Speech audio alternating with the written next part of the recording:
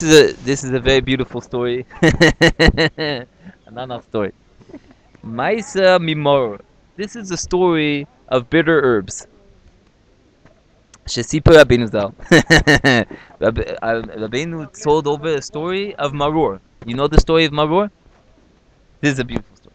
One time, there was a Jew and a German that they were going around together, and the Jew taught the German that he should act like a Jew. Yaseh atzmo kemo Yehudi. Because the Germans speak German and Jews speak Yiddish in those times, so it's close. So the Jew taught the German to be like a Jew. And since the Jews are very merciful, they'll have Rahmanas on him. If he acts like a Jew, he'll get more better care. So then it came close to Pesach, and so the Jew taught him a little about the Pesach, so that he could be ready to be a guest at someone's Seder, so he could get some good food.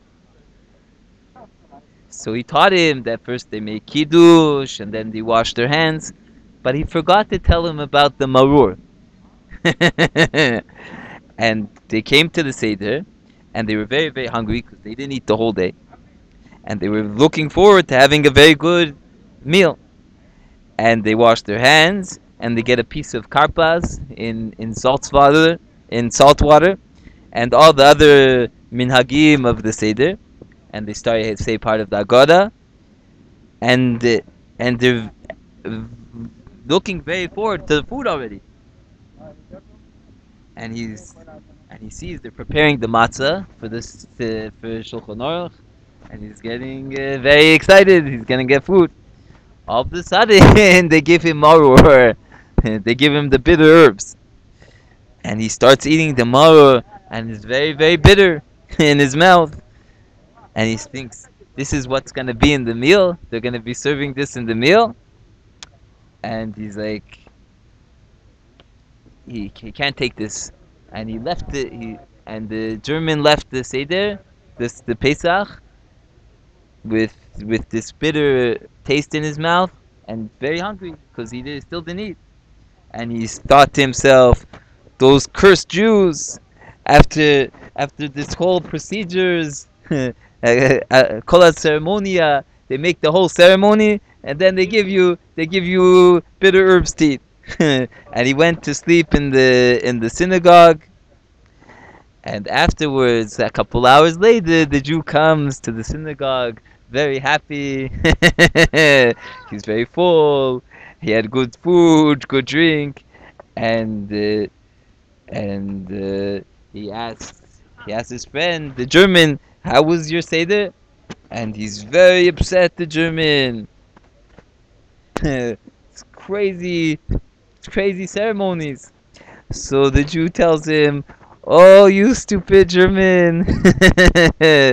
If you would have only waited a little, you would have had a good meal like me. It would have been very good." And this, our master said, is what Avodas Hashem is like. Because there's all types of hardships when we try to do good things and serve God properly, and we come close to Nanach, our master, Nanach Nachman Yumin, and we start cleansing our body from all the garbage, and we taste some bitter zachin, as we clean ourselves from all the impurities, from the tumah.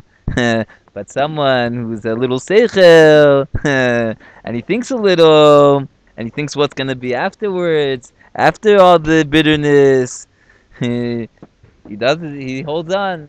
Someone that doesn't think, he's like, "Oh, this is too hard, this is too bitter," and he runs away from God.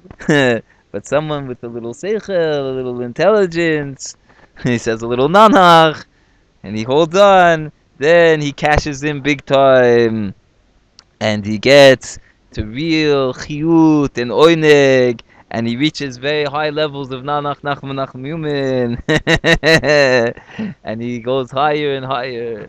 So the moral of the story is that it's very important to say Nanach Nachman Nachman Yumin.